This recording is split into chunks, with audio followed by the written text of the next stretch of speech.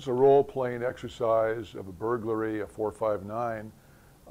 The address is 123 Refinery Road. The city is a mythical city, doesn't matter where it is. But I want to describe the crime scene and the location. It's a single family, single residence. It faces a street known as Refinery Road. The house is on the west side of the street. Refinery Road runs north and south. Inside the house, there is a master bedroom located in the northwest corner of the house. You'll be provided copies of the sketch for the house showing where the bedroom is. The living room is just inside the front door. Now, looking at the front door, and you're going to see a simulated crime scene later, but looking at the front door, you're going to notice what appears to be pry marks on the outside of the door. This appears to be the point of entry. There is ransacking inside both the living room and the master bedroom, which is where much of our focus is going to be. What you're going to hear next will be an initial broadcast. Shortly after that, I'm going to interview the victim briefly during the initial observation phase of the exercise. I'll simulate a protective sweep, and I will narrate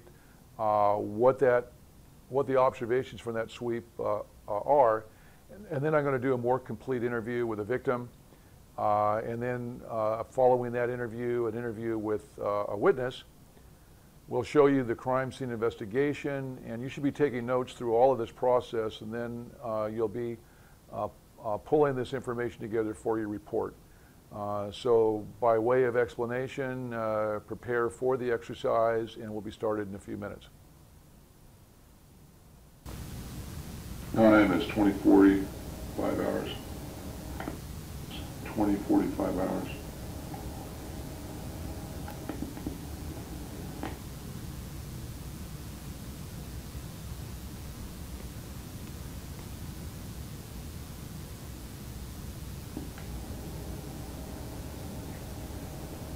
Adam 2 Sam. 10 Adam 2 Sam. 10 Adam 2 Sam, 459 report, 123 Refinery Road, occurred over the weekend. CDRP, victim at that location. 10 Adam 2 Sam, 10-4 Crenshaw, PCH. Hey, hi, did you call the police? I sure did. Yeah, what's the problem? I was walking up to my door at my house, and my door's wide open. It's busted open. Did you go in yet? No, I did not. I went in, to my neighbor and Okay. Called you. I'm glad you showed up. What's your name? My name is Mr. Lampkin, Derek Lampkin. Okay, listen, you stay right there, and I'm going to check it out inside. Hold on a second. All right. Following the initial encounter with the victim, once we find out what crime we have, if there's a crime in which there may be a suspect still on scene, we need to go inside and find out what's there. We need to do what's called a protective sweep. I'm going to narrate that protective sweep. You should be documenting the information I'm giving you for insertion into your initial observation section of the narrative. So here we go. As I'm looking at the east side of the house at the front door, I see the door standing ajar. I quickly notice that there seems to be door damage around the locking mechanism. I also see a pry tool just to the left of the door. As we enter the living room, I'm looking over to the north wall of the living room, and there's an entertainment center. There are obvious pieces of electronic equipment missing from the entertainment center. There is some ransacking. A couple of things are turned over. From this location, we're going to go into the master bedroom, which is located on the northwest section of the house. And in the master bedroom, what I'm seeing first is extensive ransacking. Drawers are pulled out, clothes are dumped on the floor. There appears to be a jewelry box with the lid standing open. The jewelry box is empty. I also noticed that the window is open. There's also a piece of red cloth, unknown origin, hanging from that window. After sweeping the house, no other people appear to be inside the house. All rooms are checked clear. At this point, I'm going back out again to conduct a more thorough interview with the victim. Okay, Mr. Lampkin, I want to ask you a few questions. I've been inside and nobody's inside, but things are tossed around pretty much. Have you been away for the weekend or have you been gone? What happened? Well, I left at 5 o'clock Friday for the Bahamas, and I came back on Sunday. And now, when you left, did you lock the door? absolutely, I put the alarm on, and my keychain has an alarm for my house, so that's why I knew my house was locked. It stays locked when I'm gone. Did you lock all the windows too? Absolutely. Who knew you were going? My neighbor. And that's the guy who lives next door? Absolutely. That's where I called you from. Okay. Did he have a key? No, I wouldn't give my neighbor a key. Did anybody else have a key to your house? No. So nobody had permission to go in? No, of course no. Okay. So then what happened? Now you're inside the house. Why don't you check things out and tell me what looks disturbed? Lots of look disturbed. First of all, my television is gone, my DVD player, my CD player. And where were those? In the master bedroom, living room. Okay, now now I'm looking at the wall. Looks like you've got some stuff missing off that wall. That's where the TV was? Absolutely, the Okay. flat screen. What kind of TV was it? Mitsubishi. Okay. What kind? It was a 36-inch Mitsubishi television. All right. And what else is missing from this entertainment center? My DVD player, Okay. And what kind was that? Mitsubishi also. And okay. And you can recognize those too? Do you have serial numbers? Absolutely, most definitely. And also my CD player, which is a Mitsubishi. Okay. You have serial numbers for these items? Absolutely. Okay. I keep all my receipts for everything. Okay. Good. I'll copy that information down in a minute. Now let's go into the bedroom, and I want you to check things out, and let's see what's disturbed there. Okay. Now we're in the bedroom. Look around and do a little inventory and tell me what looks disturbed. What looks missing? Well, my painting of Shaka Zulu. Believe it or not, I had a painting of Shaka Zulu. Okay. What wall was that on? It was on the... Now the window was on the west wall, so is it to the left of the window? yes. Okay. This That's is- just above the dresser, right? Right. Okay. How So big was the painting? It was Was it a print or an original painting? it was an oil painting. Believe Oil? it or not. You know, Original yeah, oil painting? My painting's missing, and believe it or not, it had like a statue. The statue's missing. What describe the statue? It was a statue of an African leader. Okay. Was And, it marble? It was metal? like it was a wooden type of carving. It was About how very- tall? About 5 feet. Wow. Would you recognize it if you saw it again? Absolutely. Okay. You know, it's an heirloom, so Okay. that's why it's kind of important to me. Okay. Now I noticed the drawers are pulled out. Was anything taken from your drawers? You know, for some reason, the drawers wasn't really messed with. Just on top of the drawers, I had like jewelry boxes, and what have you. So a jewelry box. I'm looking at a jewelry box now that's lid open. So that's the one that was that has been tampered with. Yeah, I haven't brought up my wife, but I'm sure she could identify with some of the stuff, and I can identify. Any idea what was in the box? Yeah, some earrings I bought her. Okay. Can you describe them? Half a carat diamond earrings, Okay. which is very sentimental to us. What else? A FUBU watch. It's not a Rolex, but it's just like a Rolex almost. It's a FUBU watch. It's platinum. Okay. And, Anything else missing? no. Okay. I mean, that should be enough that's missing, but you know, I'm Right. kind of upset right now. It's not. Now listen, when I leave, keep examining your house. If you find something else missing while I'm gone, give us a call and we'll add it to the report. Now, I noticed that this window was open, and earlier you told me that you had locked the doors and windows. So what I need to know is, was the window in this condition when you left? Condition as far as what? Being open? No, it wasn't open. I'm not going to leave it open. Okay. Now I also noticed there's a piece of red cloth hanging on the latch. Have you ever seen that before? Wow, you noticed that? No, I haven't. Okay. You know, like I told you, I just went to see my neighbor. Now also, notice on the bed that there's a pillowcase that's off of one of your pillows. Your pillow was missing a pillowcase. My pillowcases were on there. Okay. We have housekeepers who want to have you, and it's their job to put All right. pillowcases on pillows. Okay. Now the last question no idea where the pillowcase is then? No. Okay. Now the last question I want to ask you now, at least for now, it looks like a dirt outline of a footprint on your bed right under the window. Have you seen that before? Was that there before you left? No, sir. Okay. Do you have anything else to add to the statement? Any idea who did this? No, but I hope the person be found, you know, because Okay. I feel violated. Now, Mr. Lamb, can I just have a couple of more questions to ask of you, and then I'll be finished. You know, you said that you discovered your house broken into when you got home from your trip. About what time was that? Approximately 8 p.m.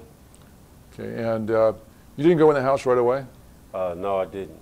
We're going to now begin the crime scene investigation, and what you're looking at now is the front door to 123 Refinery Road. The door is located on the east side of the house and faces Refinery Road. As I look at the front door, which is the apparent point of entry, just above the locking mechanism and the door handle, I can see some door damage.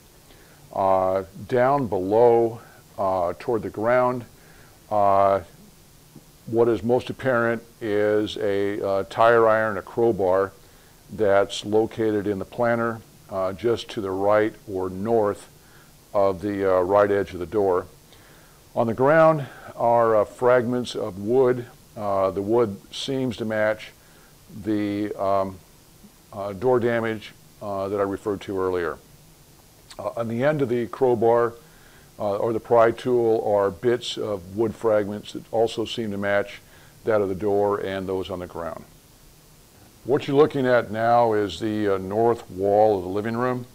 As you can see in the foreground, there is some minor ransacking in this room. Primarily, however, the entertainment center is missing the electronic components. Missing is the DVD player, television set, and the sound system. What you'd want to do here is take a photograph. We will have at some point dusted for fingerprints, and we'll find none in this area. And then we're going to move on to the bedroom, which is located to the west of the living room. What we're looking at now is the bedroom, which is located in the northwest corner of the house. This bedroom is just to the west of the living room, where we viewed the entertainment center with the missing electronics. What we're looking at now, the primary focus is the bed, and just above the bed is a window. In terms of overall description, what we're seeing on the bed is a footprint facing the toe of the footprint facing toward the east, the heel facing toward the window, which is open. In the corner, the lower left-hand corner of that window is what appears to be a piece of red cloth that's hanging on the latch. In the foreground is a table, a nightstand, nothing of significance on the table. However, in the background, you're looking at the dresser, and there is ransacking in this room as well. The drawers are open, clothes are strewn on the floor and hanging out of the drawers. Just above the, on top of the dresser is a jewelry box. It's turned on its side and is empty. Shortly, you're going to view close-ups of the more significant evidence in this room. Just for a few moments, take a look at it, take notes, and get a visualization of the room and the evidence in the room.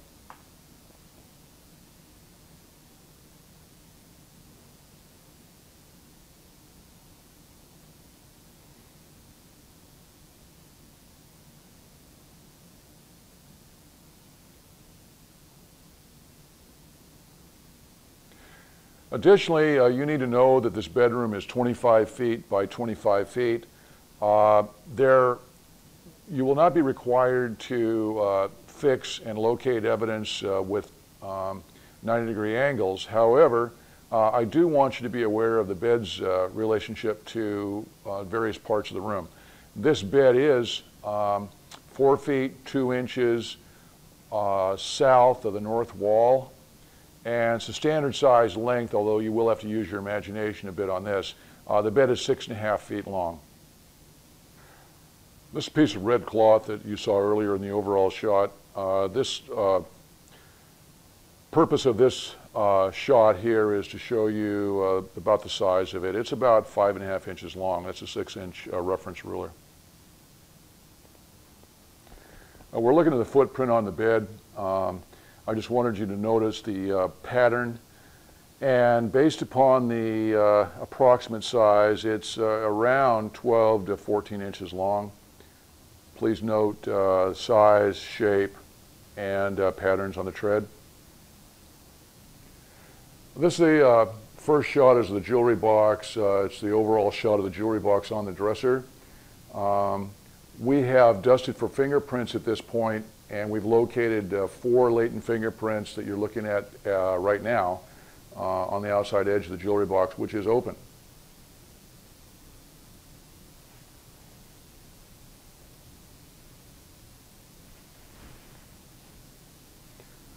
Shot number 2 is a medium close-up. Again, I want you to see the 4 latent fingerprints. There were some partials and smudges on the outside of the mailbox, the jewelry box, but none of those were developed. What I really particularly want you to see at this point is that lower fingerprint, which has good ridge patterns and will be identifiable. We will collect those fingerprints and put them on lift cards, and they'll become part of your evidence. We're in the backyard in the soft dirt area below the window of the bedroom, and I mentioned earlier there was a footprint in the soft dirt. What you would do with that footprint is have CSI take a plaster cast to the footprint, which they did. What we have left now is this plaster cast in the dirt. Now, normally you can't see the patterns looking straight on, at least very clearly, but looking at this angle and using a flashlight at an oblique angle, the patterns then become apparent. So looking at the screen now, you should be able to see these wavy patterns in the ground on this footprint. You will collect this plaster cast containing the footprint, and you will book that as an item of evidence. Going back to the point of entry, I want you to collect the pry tool. It's a green crowbar. I'd like you to take some samples of wood fragments, which can be compared to fragments found on the end of the crowbar. Nothing in the living room needs to be collected. Moving into the bedroom, you do have close-up photographs of the items we've already talked about. That will be in your photo log. But in terms of what we're going to collect, we will collect the piece of red cloth on the window just behind the bed. We are going to collect the 4 latent fingerprints recovered from the jewelry box, and at least for now, we'll also collect that jewelry box. Finally, located just outside of the window is a footprint in soft dirt. We are going to make a cast of that footprint, and that will be an additional item of evidence. Yeah, good morning. Yeah, as you know, I'm conducting an investigation at your neighbor's house. Somebody broke in. How did you become involved in all this? My neighbor came across to use my phone. Okay, and what did he say? He said his house had been broken into. Did you know what had happened prior to that? I had no clue until he came across. Now, were you watching his house while he was gone? Yeah, well, he asked me to pick up his mail on a Saturday and his newspaper. When did he leave? I think he left about Saturday, I think at 5, around 5, yeah. Now, he told me he left on Friday, so which? Oh, yeah, Friday, I'm sorry, yeah, Friday. Okay. Friday. So he left on Friday? Friday, yeah, I'm sorry. And what did he ask you to do? He asked me to pick up his mail and his newspapers. Okay, and so you did that when? On Saturday? The next day? Yeah, I went Saturday. I picked up his stuff Saturday. I didn't go Sunday, though, because I thought he was going to be back, so I didn't pick anything up. What time did you go over on Saturday? I was watching football, so about 12. Now, when you were there to pick up the newspaper, did you notice anything unusual about the house at that time? No. Did you notice the door? No, I tried. I mean, I just checked to make sure everything was locked up in the front, and everything was fine. Looked good. Yeah, everything looked good. Okay. Yeah. So So everything was okay on Saturday. Following Saturday, between Saturday when you were there until he came home on Sunday, did you see anything unusual? Hear anything unusual? No. Anything suspicious? No. I mean, no. Nothing. No. You're sure about that? Didn't see anybody, hear anything unusual in the neighborhood? Yeah, I mean, I didn't, well, maybe Saturday night, I had a couple of beers and I was watching the TV and everything, but I thought I saw a light go on up next door, but I mean, when I looked up, I got up and walked across and I looked and I mean, it was nothing. I mean, because the bedroom faces us, so one of the bedrooms, I thought maybe, but I mean, nothing. Nothing that I was, I didn't know. I thought I'd been drinking too much. Did you hear any sounds or anything? Glass breaking, doors slamming? No, I guess after that I heard a bump on the fence, but I mean, I didn't think anything of it because we have possums, so I mean, I guess now I put it together, but that's all I heard. I heard a bump, and I didn't really think anything of it. Anybody have dogs in the neighborhood? Were they? Yeah, dogs did start barking, yeah. Okay, but aside from that, nothing else? Yeah, thinking about it after that, I heard some tires screeching outside, but we got these kids in the neighborhood that they're always racing cars around. I didn't really think much of it. Now I do, but. Did you see the car? No, I mean, I looked out, but I didn't see anything at all. Okay, just the sound of car Yeah, tires just screeching? the screeching, but like I said, they're always street racing up here. Now, what time was all this going on? This was Saturday night, you said? Saturday night, what was on? Probably about 9:45, 10 o'clock, right around 10 o'clock. Yeah, Right. Yeah, Okay. 10 o'clock. Any idea who could have done this?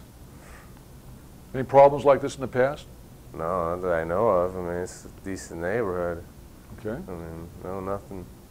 Do you have anything else to add to the statement? Anything that I forgot to ask or anything you can think of? No, that's it. Yeah, that's all Okay. I can think of. If you think of something, you got my business card, give me a call, and we'll come out and talk to you. If you hear something, let us know, okay? Definitely, yeah. I Okay, will. thank you. Yeah, hi, I'm Officer Lewis from the police department. Hi, how are you? I'm fine. I'm conducting an investigation into a burglary in the neighborhood. The residents just behind your house and a little bit to the north had their house broken into, and I would like to ask you a couple of questions if you don't mind. Sure, not at all. All right. Are you aware of anything that unusual or suspicious that may have occurred in the last couple of days? Friday or Saturday night, I heard some noise about 10 o'clock. I was watching TV. I got up and looked out the window because the dog started barking behind me, and I saw this guy run past my window. Yeah, what did he look like? He's blonde hair, white, wearing a red shirt. I called the police department and reported a prowler. Never heard anything back from him. Have you ever seen this guy before? Not to my knowledge. So did you get a good look at his face? No. All I can tell is that he was white. If you were to see him again, could you identify him? Probably not. Anything disturbed around your house or inside your house? No, sir, nothing at all. Okay. Do you know the residents behind you, the ones I'm talking about? Seen them out in their yard. 123 Refinery Road. No, most I've seen is them out in their backyard once in a while. Never really talked to them. Okay. Listen, if you can think of anything else, if something comes up, give us a call, and here's my business card. Sure, no problem. Thanks a lot. You may recall this particular witness mentioned calling the police to report a prowler. What you would usually do at this point would be to call the dispatch and confirm the report of any a prowler in the area. And that's what you did. We'll assume that. And what you learned from that is that there was in fact a report of a prowler. For documentation purposes, you can call it incident 3052 to give it a number. And the records indicate that the responding officer was unable to locate. The call was cleared, gone on arrival, and the unit then left the area. No further record.